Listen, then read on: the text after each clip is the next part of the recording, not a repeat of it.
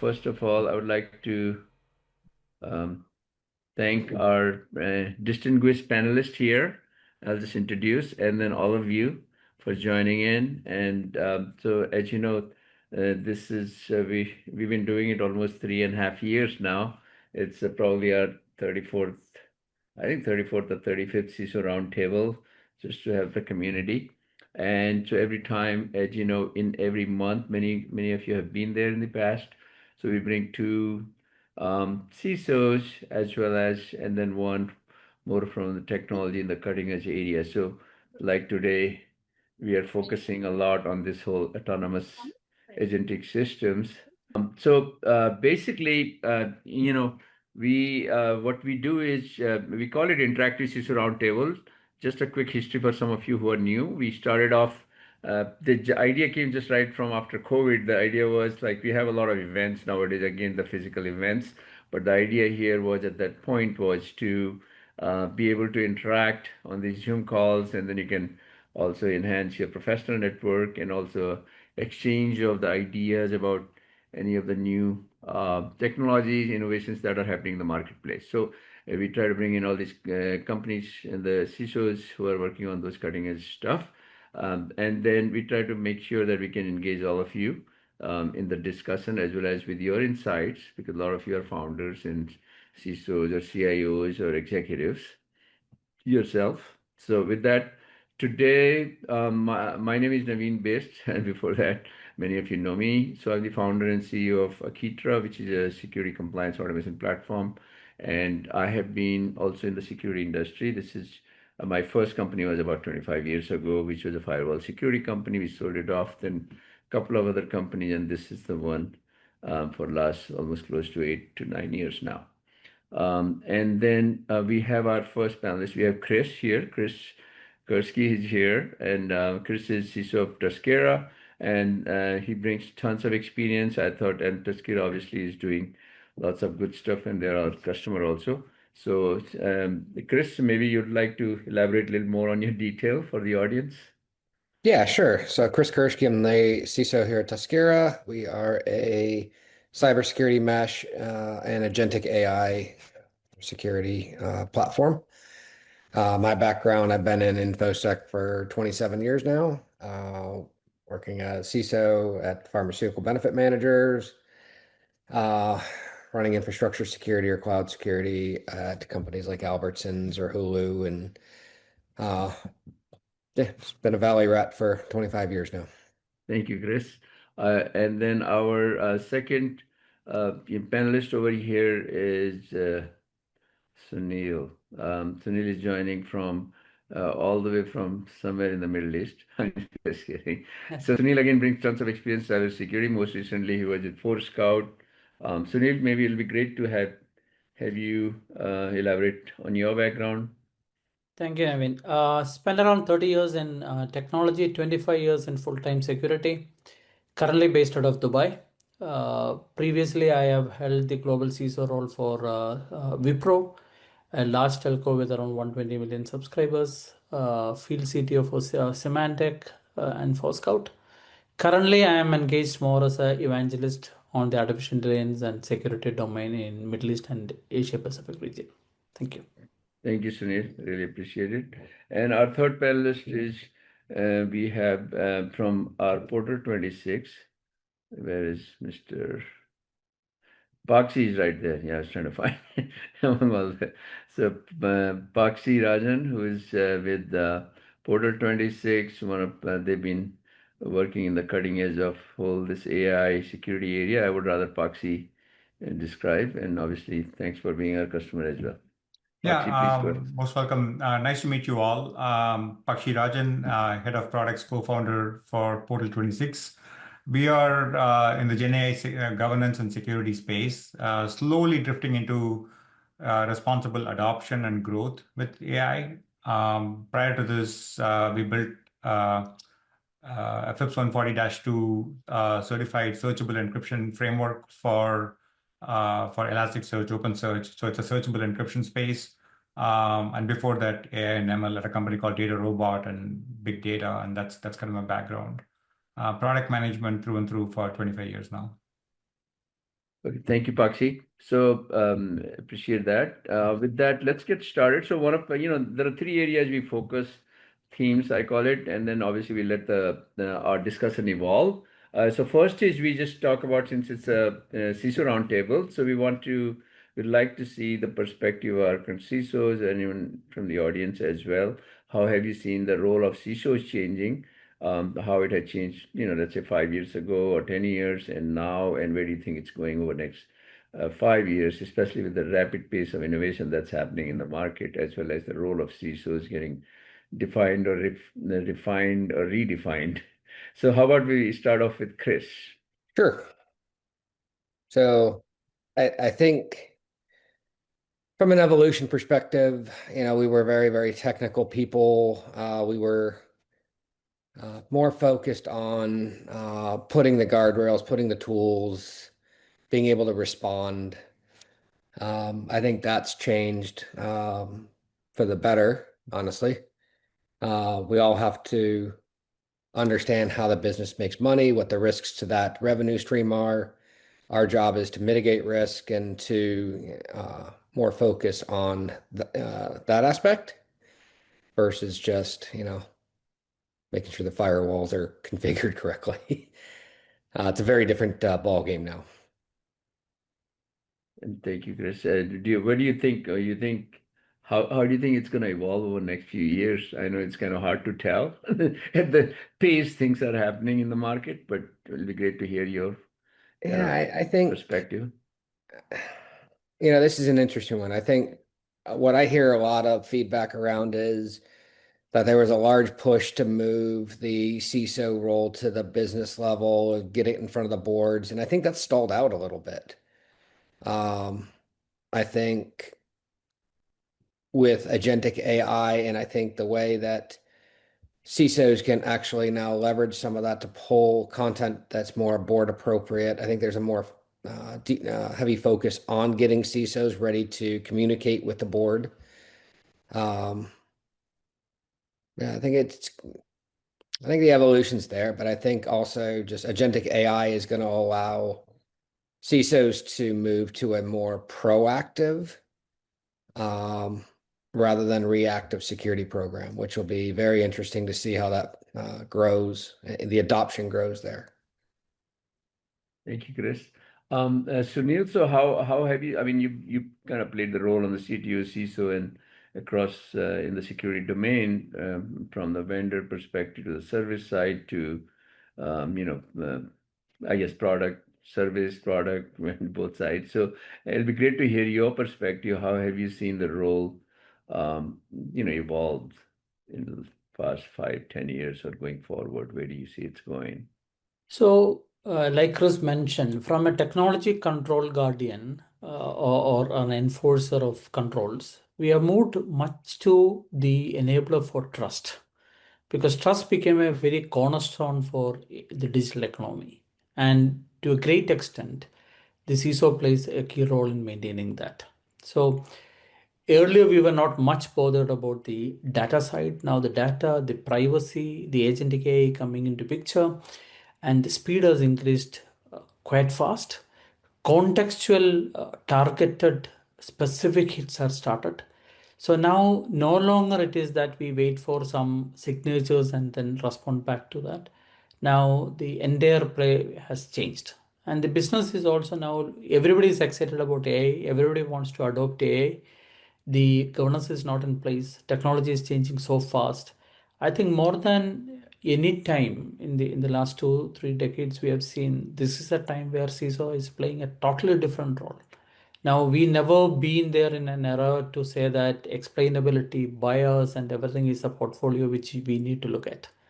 Now we are in a totally different thing. Like you asked earlier, we don't know where it's going to reach, and a lot is changing. And one of the major worry I have it on that, the workforce are getting more and more dependent on artificial intelligence, not building their skills. At some point, if things goes out of hand, I don't know how we will come back, because we don't have the foundational skill sets inbuilt. So that's something also we need to seriously look at.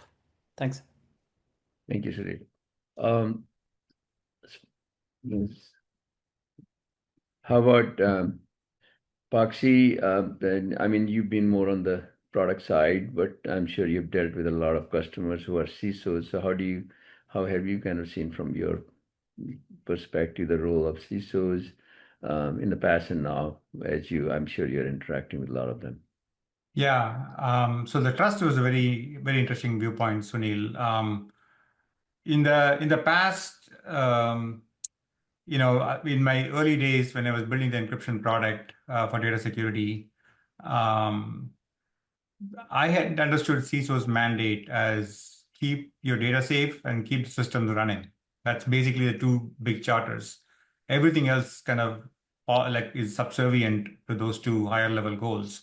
You want to keep the data safe, so you have the perimeter defense like firewalls. You have network segmentation, and the innermost ring in the defense of depth is encryption. All of that kind of went towards keeping the systems up and running and keeping the data safe. Today, there are a lot of intangibles. Reputation is also definitely under the CISO. By keeping the data safe and keeping the systems up and running, you actually kind of deliver on the intangibles like mitigating risk and enabling trust and things like that. But those have become very explicit demand on CISO.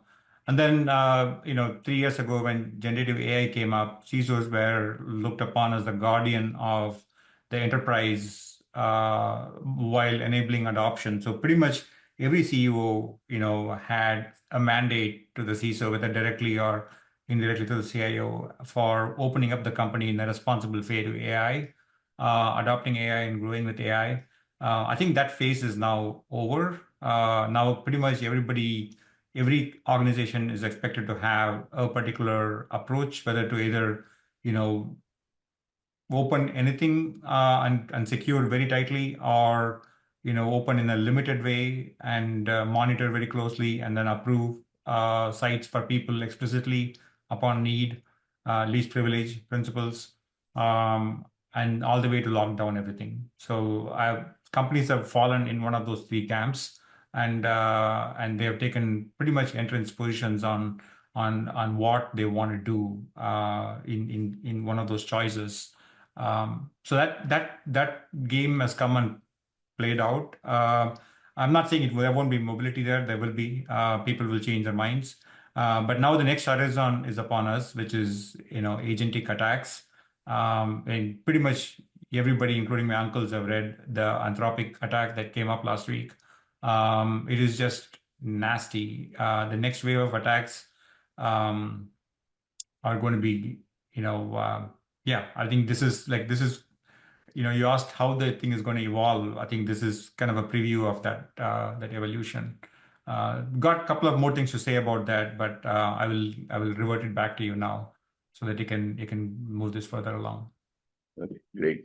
Thank you, Paxi. So let's dive into our key topic of more from automation to autonomy area. As you guys highlighted a little bit on agentic AI is kind of the, I guess, the biggest, um, I guess, I don't want to say hype or something which is going on right now in the whole market, whatever how you want to look at it. So it can understand, obviously, intent, anticipate threats, and like you said, there was an attack thing, take action on its own. So how do you feel that, do you think we are at the stage that whether it can be totally autonomous, or do you still, and how do you see the role of human oversight over here? So maybe Chris, since you obviously work with a lot of your, customers, and you guys are also in the forefront of doing a lot of agentic AI-based solutions right now, right? So it'll be great to hear your perspectives.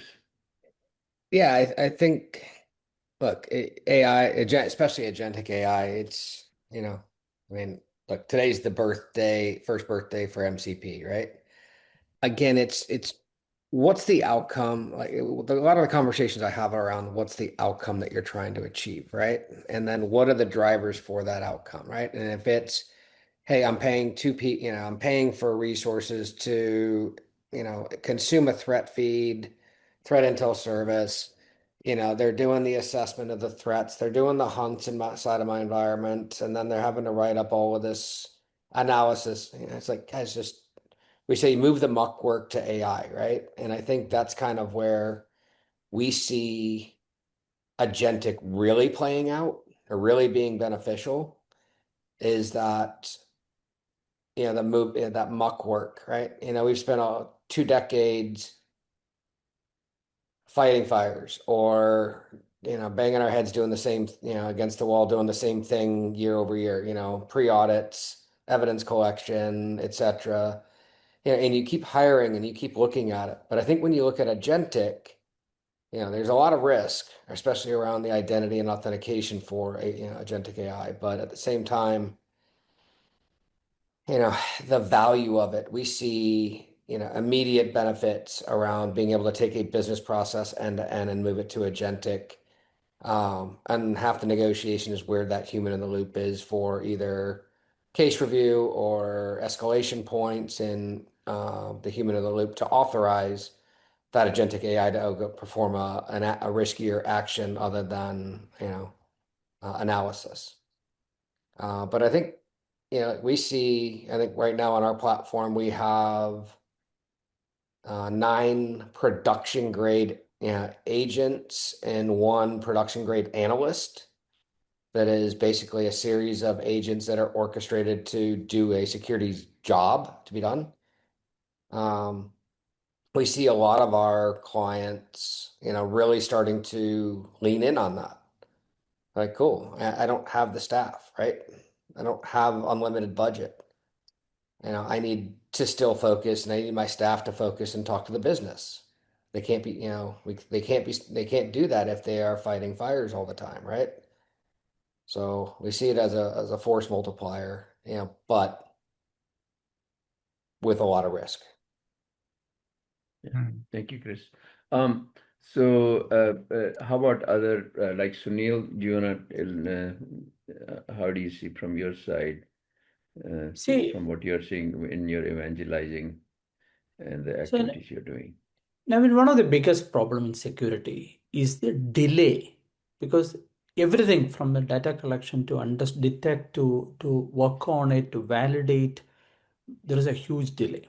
It's like the COVID virus when it came in, because it was not the like compared to Ebola or many other things, it was not so dangerous. The COVID was much lower when it comes to that. But the problem was that 14 days of detection, and then if you're not quarantined, more people getting impacted. So that is where the delay was the major problem why we went for a global shutdown. The similar way in security, we have a problem of delay in every phase of the life cycle. Now the data is considerably growing, and with the limited resources available, this delay is continuously increasing. Now with artificial intelligence and agentic thing coming in, that is going to address to a great extent. Earlier we had capabilities. If you look at IPS, at some point came and said that we have a capability to give a signal to the firewall to block that attack. But we never took it because the reason is we were worried about the false positives. Now, the firewalls, new generation firewalls, how it was actually created, saying that, okay, they can understand dynamically adopt policies and do enforcement. So take an example, but we still use the rule saying that if it is originating from an internal IP address or a trusted IP address, then allow access to a critical service. But we never looked at saying whether that device is trusted at that point of time. Does it have vulnerabilities or is it infected? We never looked at because we lacked context. Now, agentic AI is how it can change is it will give a lot of context almost at a real time and it can validate from so many different places to reduce the false positives. But later in the discussion, we can come to the point saying that the danger is the artificial intelligence itself. How much guardrails and how much trust we have it. Have we reached there, or is it a miles away? Or what all disaster we are going to see on the way? So I'll stop at that point. So, Paxi, would you like to provide your insights on this? Yeah, so the Anthropic attack kind of summarized like 3 critical tipping points that have been reached that creates the, not exactly a perfect storm, but the right conditions for such attacks to go through. One of them is the level of intelligence. This is really like if you look at the intelligence of the models today compared to when ChatGPT first came out, it is just leaps and bounds better than what we had just even 2 years ago. The second is, Chris mentioned about the birthday of MCP. There's a proliferation of tool access. Pretty much every AI platform now, whether it's Anthropic or OpenAI or Copilot, it has access to almost 150, 200 plus tools, whether it's sending emails or Slack or reading your SharePoints or just name it. There's an MCP server for that. Like the way we used to say there's an app for that. There's now an MCP server and MCP client for that. So the reach, the intelligence is there, the reach is there. The third critical ingredient is kind of what this topic is, which is agency. We used to think of AI as a mechanism for automation, but agency is now the new domain. The agency is kind of self-empowered because of the level of intelligence and because of the tool access. So it's kind of an emergent behavior in some ways. And without this agency, the attacks couldn't have happened. So you can't give a high-level goal to AI and have it break it down into sophisticated low-level instructions, and then execute on that. Be fail-safe, fault-tolerant. All that is now built into the AI execution path. And because of that, these attacks are very resilient and very, I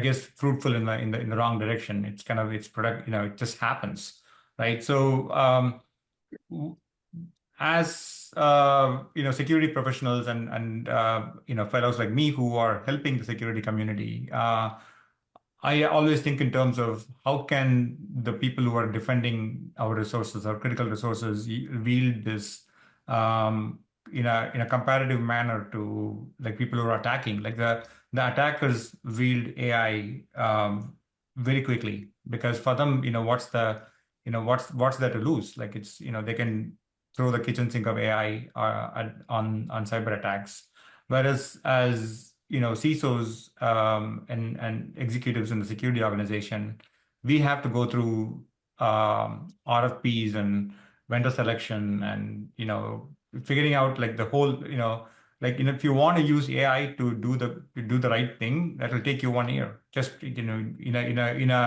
in a simple organization, if you are like Citi or JPMC, that's even worse. Like it will take you a very long time. So as an industry, we have to create coalitions that allow,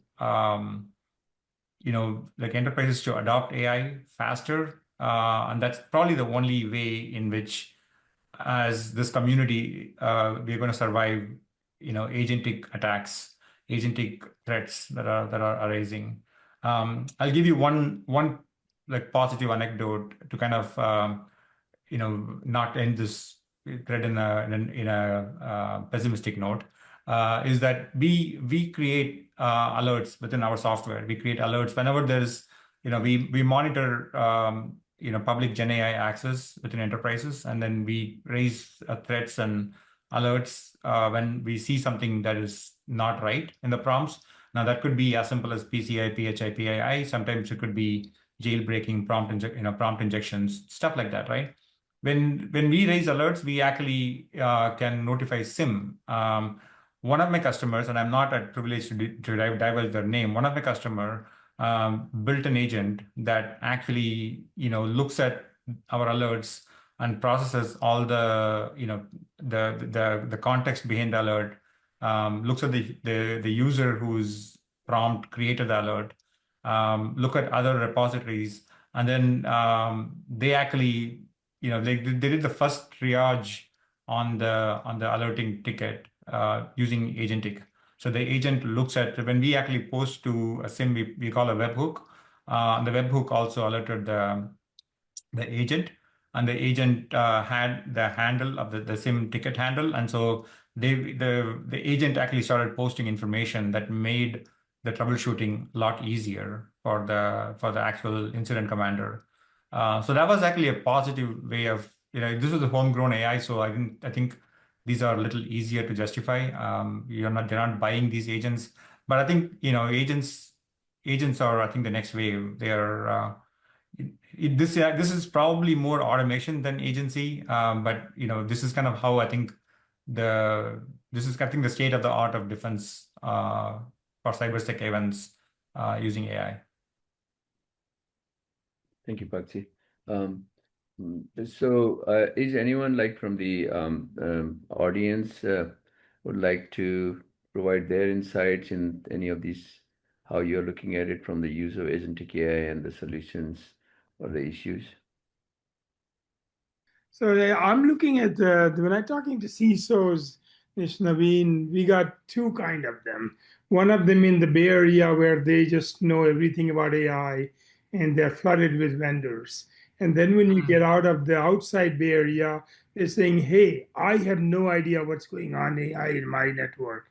Yes, start from shadow AI and then the governance, then the who is doing what, just a discovery.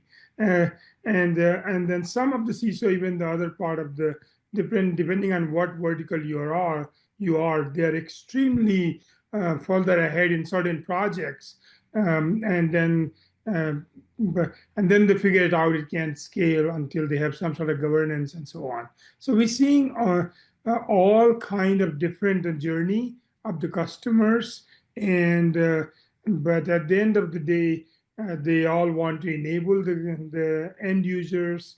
They want to be a good citizen, and they're trying to figure out how to, instead of having 15 tools, how can you have one tool which we can do the red teaming, AI governance, secure chatbot, and the code rail, and all kind of other things, shadow AI, all kind of things, and which can integrate with their network. That's what I'm seeing. But again, I have a lot of uh, very, very smart people here.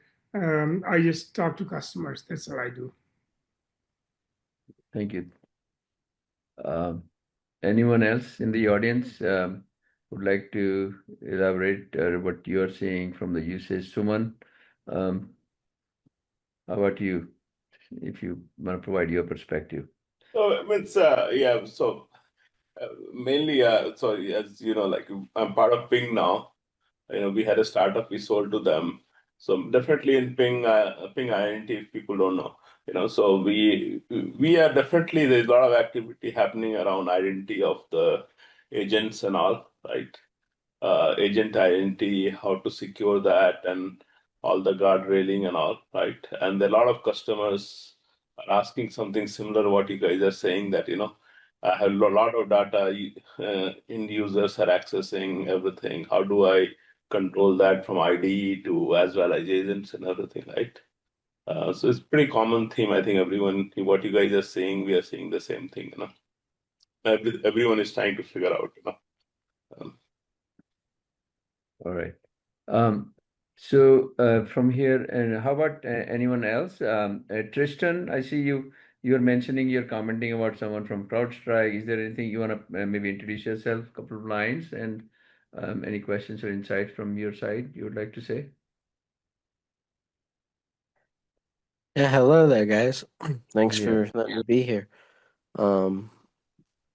Yeah, this is a ton of new information for me. I mean, I think I just like to add that I think going forward in the future, we're hoping to see specialized AI systems that can run on low compute that doesn't use a lot of battery and be agentic towards certain fields that are useful but isolated to be more efficient.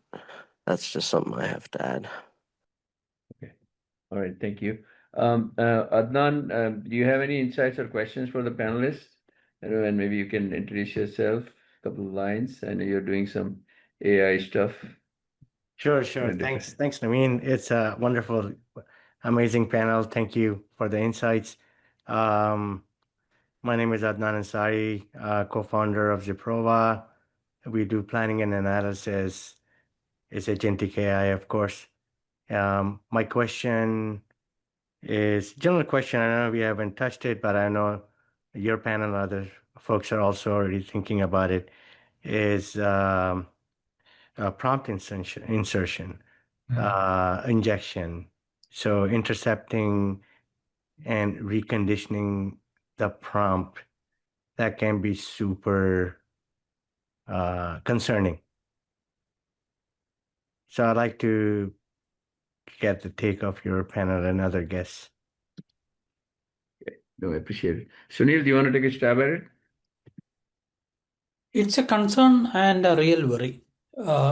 Especially currently, the organizations are looking at the data part of it and saying that since the lack of guardrails or governance in place, how do I control what data it access, what field it can access? That part people are looking at.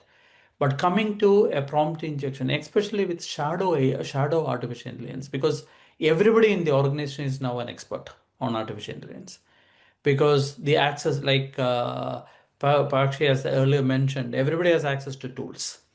And because of that, everybody is trying to create more and more some form of agents or some form of automations with that.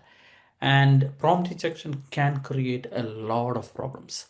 And it is a worry. And I don't have a clear understanding, at least from the regions where I operate from, where people have taken it very seriously and started putting a lot of controls there.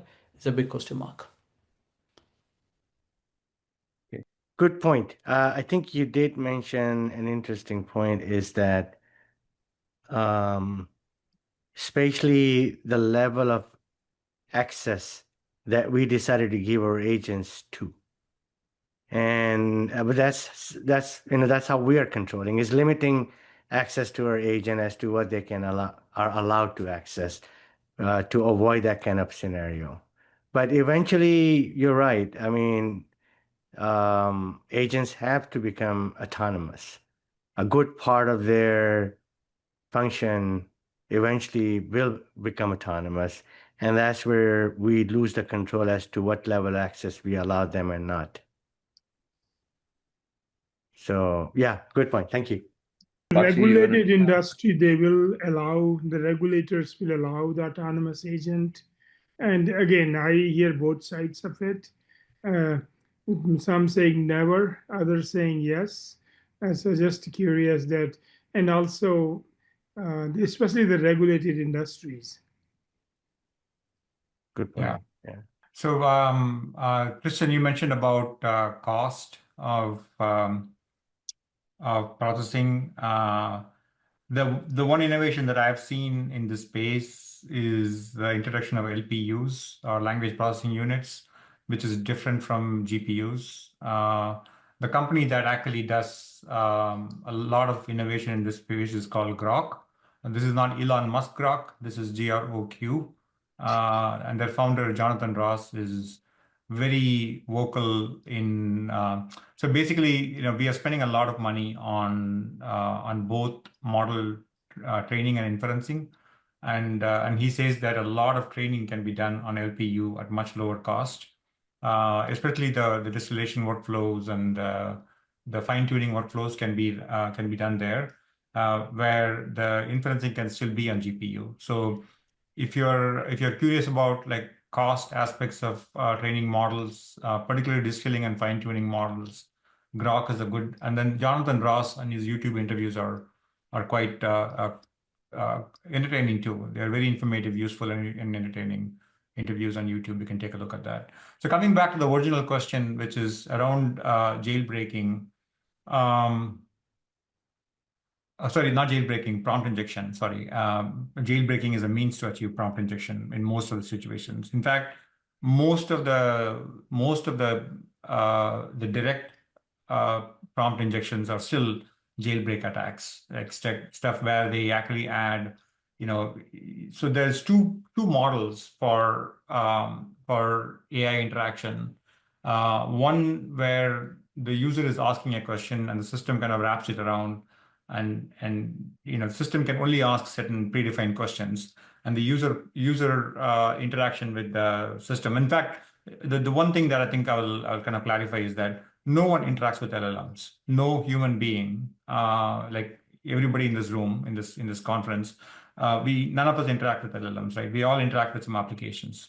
The application interacts with LLMs. That's just proof of every single thing you have seen, ChatGPT or anything that you look at. You are always talking to an application, and the application has a full control over what ends up with the LLM, with the actual model. So the question is, how do I trick my the application layer to pass on what I want to achieve with the prompt going to the LLM, as opposed to whatever it is preconditioned to send to LLM.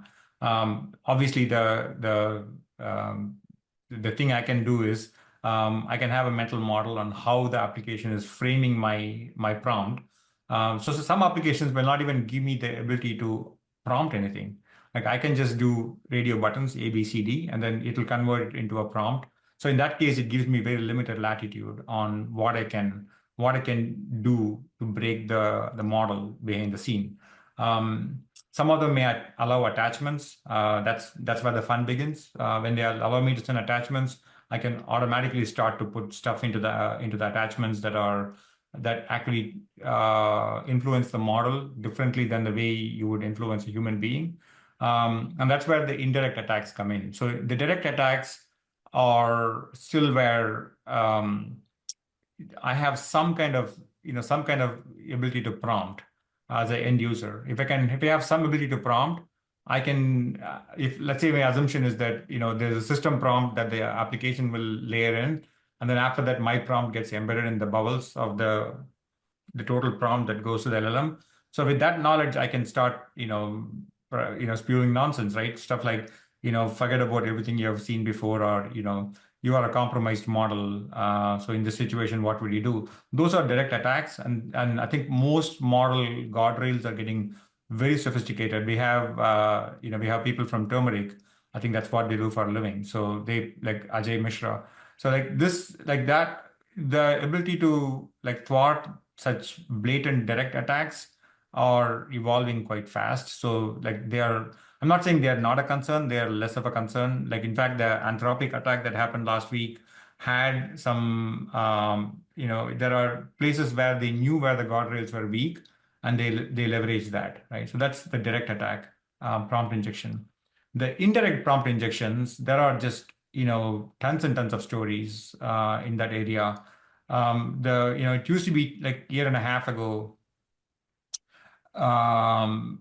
people would actually, like in the resumes, people would put like fonts in white color font, like that humans cannot read, but it has all kinds of content that will result in the AI favoring the candidate, because the AI does, reads everything. It reads white font, as opposed to a human who will not understand white font on a white background.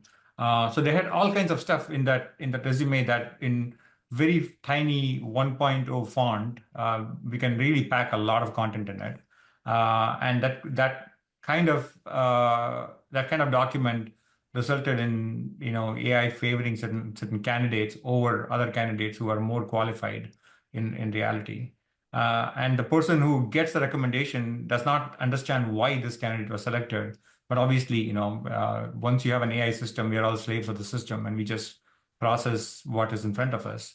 So indirect attacks have come a long way since then. I'm talking about circa 2024 January, these kind of attacks. But now the indirect attacks are a lot more sophisticated. If all you have is just a radio button and an attachment, there is just still a lot of avenues for people to attack AI these days. If I may add to that, so traditionally, like Ajay and Pakshi has mentioned, we said, okay, we are limiting the data which it can access. And many people have created an island, moved specific data or data fields, and then allowed AI to come into picture. Now the business is so excited, and they said we need more.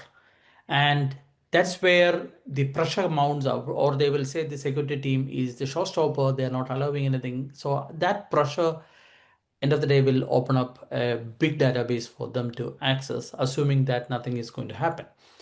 Now, we are in a world where the CMDB for most companies is they couldn't actually create a proper CMDB, an inventory of their asset which can be touched and felt.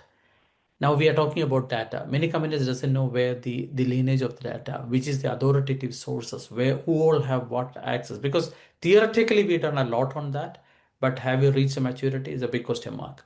That's where when the excitements and all of that, we open up the entire data to them, and like the prompt injection, that's where the people will start worrying really. Currently, they are not much worried because they limited the data on what can go out. And security engagement is not coming into picture in many organizations. So I think it's a time the security officers or the program has to step in and do a lot of control or guardrails there. Thanks. There are many companies that have taken the original guardrail framework is NVIDIA Nemo.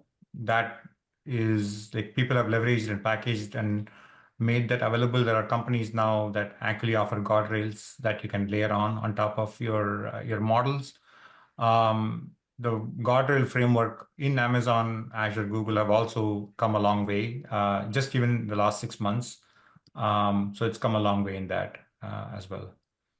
So most of the known attacks, I guess this is where I think the same day attack is kind of like people come up with new ways to break.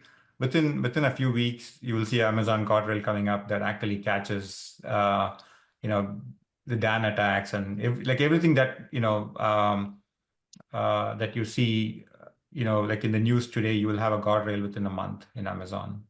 Which is pretty impressive actually, that they pay attention to these kind of attacks. The only thing I'll add that there's a multi-cloud and multi-model world. So even Amazon has it, that the other cloud won't have it. And even Amazon, what they have, the one model is different, the same model in the other cloud. So a lot of people could have but this all enterprise class, everyone can has the same capability, but the product need to be for the large enterprises which can deploy with the scale and all the different knobs. That is as important, the scalability of the product versus just a guardrail. Like Linksys sells the good router and Cisco sells a good router, but they're very different scale. So that's the other piece which is really, really important as we talk about the AI and millions of agents, including identity. I think Ping guys are here. Identity governance of these millions of machines. How do you take care of that? So all these are really, really on top of the mind, depending whom you're talking to. And different responsible AI committees. So I would like to, at least there are some other folks here. I would like to invite them to see if they have any insights or they would like to have any questions. Abhishek, you're here, you're on mute. Abhishek, if you have, I know you've been in this whole space. So if you have any questions or the insights you want to provide and a little background on yourself also if you want to. Thanks, Naveen. Hey guys, I'm Abhishek. Once upon a time, I started a company called Orcus. We were Gartner Cool vendor acquired by SailPoint. So I've done a bunch of identity governance stuff. I wanted to ask a question about DLP and SASE and how it relates to the problems that we've been talking about. I think one of the main concerns I'm hearing from CISOs is data can leak out by prompt injection, by a bunch of ways. Do you guys think there's a space for a new tool here, or does DLP solve these problems, or does DLP and SASE solve some of these governance problems already? So DLP fundamentally is about not losing the data to public services. SASE is in the same space. There are 4 classes of software that handles this problem: your secure web gateways, your SASEs, CASB, and potentially some firewall products. They all have some kind of DLP capability attached that will prevent your sensitive data from going out. Now, when you are let me just give a very quick preamble to this, right? So we used to build models on our own. Every company used to build their own ML models and consume those models. that day is gone. Like that's 3 years ago, right? When ChatGPT came, there's only like 2 dozen companies that makes models. Everybody is just consuming those models, right? In one way or the other.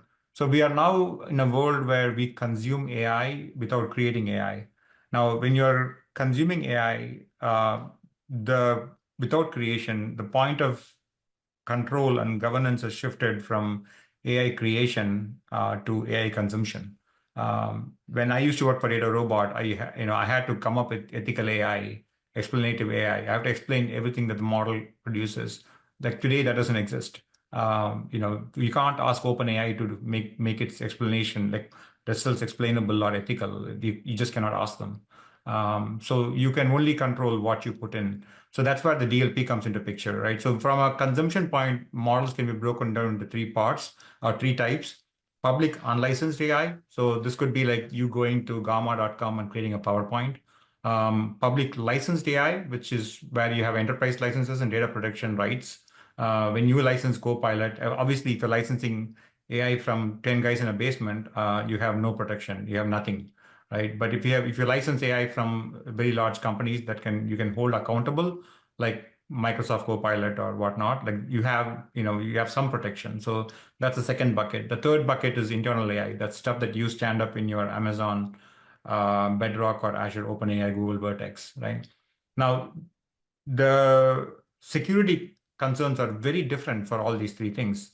For the public unlicensed AI, that's where DLP matters, right? So if your employees are going to ChatGPT unmitigated, unfettered, then yeah, you need DLP, and the DLP will protect against your PI, PCI, PHI going to DLP, going to the sites. That space is probably still intact. Although several companies, including mine, we all help address this problem specifically for AI sites. But the other 2 are more interesting, right? So if you have an internal AI, you're not worried about your data going out to the public AI. You're really worried about the people attacking your model. Like you stand up a model in Bedrock, within 2 minutes, it's a target, right? People will jailbreak that model. If you have a chat bot on your website, and the website is exposed to your public can ask questions, and you think you have a model that with guardrails that is can actually respond to these website requests, that's grossly over relaying or overestimating the power of guardrails. You will have to have a lot more. You'll have to have very periodic audit. Essentially, you have to have a second layer analysis of all the prompts and look for because the inline guardrails have a 50 millisecond budget. In a 50 millisecond, if it cannot detect stuff, it will just send the prompt through. This timeout will happen otherwise, right? So in 50 milliseconds, what can you detect actually? You really cannot do a whole lot, right? You cannot, even if you have 10 SLMs running in parallel, you are going to find 10 different issues, right? And that's it. That's your full scope of guardrails.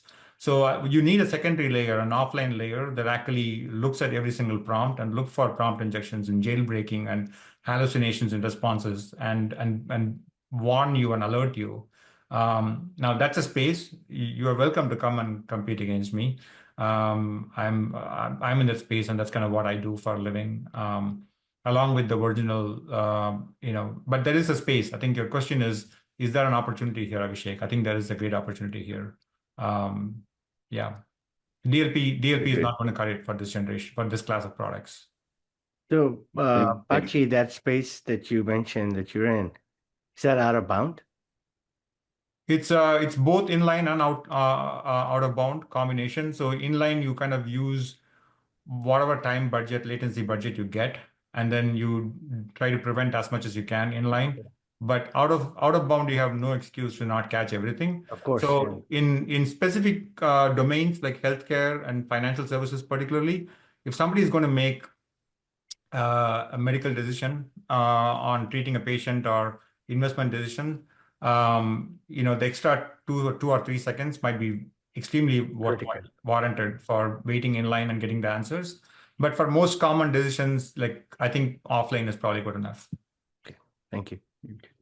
Thank you, So Pachi. most customer, I'll just add, most customer want a mirror observability as well as protection. And the both are needed, Yeah. and there's a tap. So, and the CISOs or businesses, they need both, and then the threshold varies by the agent or what you're trying to do, and even the regulation, which regulated industry you are. Correct. Yeah. Okay.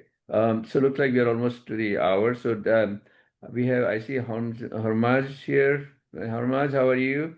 Do you have any insight or questions you want to ask? I know you're on mute if you want to. So you're the Hi, Naveen. Good to see you again. No, this was very interesting. Thank you so much. Appreciate it. okay. All right. Anyone else? The last Ratnesh or unless or anyone else? Andre, Ravi, Matt, Hiram, Clint, Apurva. I just want to make sure everyone is Pete. And so I guess the iPhones. Anyone wants to ask any questions or anything? Otherwise, or unless, so I was going to ask, but I think we are over the time. But one question I wanted to ask Paxi and Sunil, and even Ajay, looks like all of you are selling these solutions. What lessons have you learned from some of these early adopters or some of your customers of like using these AI solutions or agentic AI solutions right now? And where do you see the future going? Last question. So what broad patterns that I've seen is bulk of enterprise adoption of AI is around software development.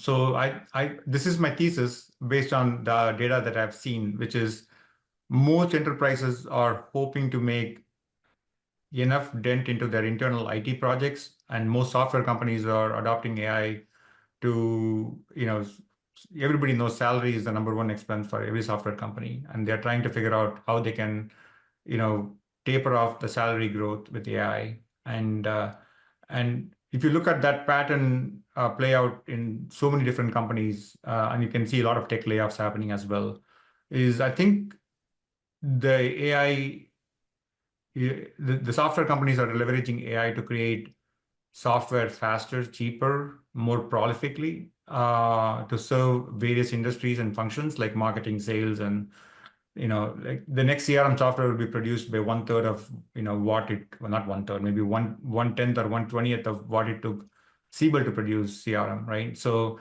and then the benefits of AI will come to these other industries, I think. I already see like companies like Pega, for example, which is a massive software giant, wield AI to, if anybody has not seen, there's something called Pega Blueprint. Take a look at that if you are interested on how like software, and anybody can sign up and just look at it. Just Pega Blueprint, just search for it, and they have templates for like 15 industries. If you want to create software for insurance, for banking, you just go to Pega Blueprint and just do next, and it will give you software that will just completely stun you.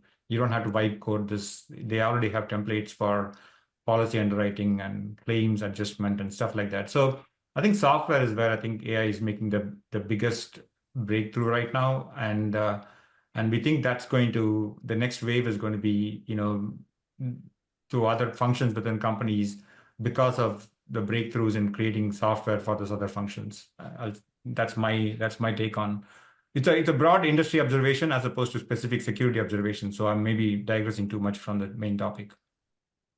The enterprises are seriously looking at an impactful use cases, and I don't think that is much there. Rather than individuals using chat GPT trying to make their day-to-day work easier, or marketing team or customer experience trying to analyze the data and create a new strategy, those things are happening out there. But now infrastructure is available, the fund is there, but real use cases are still wait and watch. So that's the trend we are seeing in this part. Why do you think they are not adopting? Because the use case, because I've seen one is foundational data is a problem because nobody knows, have a clarity what type of data they have, how much is that part is there. But still, when a vendor goes or a partner goes to the customer, they have the typical saying, I can make your the customer experience better, I can you make your marketing thing, but can I give beyond that and make things out? I've not seen much of an implementation on ground happening. rather than I have a chat GPT in front of me. I have few datas. I'm just trying to retrieve and then create this thing. That part is happening. But an enterprise level, high impactful implementation, this part at least I'm not seeing much. Everybody wants to, but it's not happening. All right. I think with that, we are going to conclude our today's session. It's getting late for some of you, and I know it's, Sunil, I think you're ready to go running there. It must be morning in Dubai. But other people over here want to pass out. I can see Clint already over there dozing off. Just kidding. So thank you so much, everyone, really for an insightful and making the time for some of you who are totally out of your zone, like Sunil is one, and Paxi, as well as Chris had a problem. Looks like his internet died. He's been texting. So anyway, but I think I really appreciate all of you making it, and we'll have our next final session of the year on 18th, which is Thursday of December. So please do join. We've got again very experts, two experts already signed up for that panel, and so please feel free to join that one also as we post the event information in the next few days. All right, with that, all of you have a wonderful evening and happy Thanksgiving next week, whoever is celebrating. Enjoy your turkeys. Naveen, thank you so much for inviting, and nice to meet everyone. All right. Thank you all. Happy Thanksgiving all. Bye. And